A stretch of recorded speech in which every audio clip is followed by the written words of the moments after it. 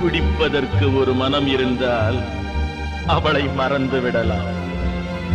அவளை மறப்பதற்கு ஒரு மனம் இருந்தால் குடித்து விடலாம். ஆனால் இருப்பதோ ஒரு மனது. நான் என்ன செய்வேன், என்ன செய்வேன்?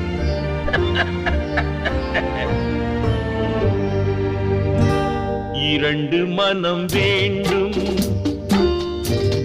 இறைவனிடம் கேட்பேன். நினைத்து வாழ ஒன்று, மறந்து வாழ ஒன்று. இரண்டு மனம் வேண்டும்,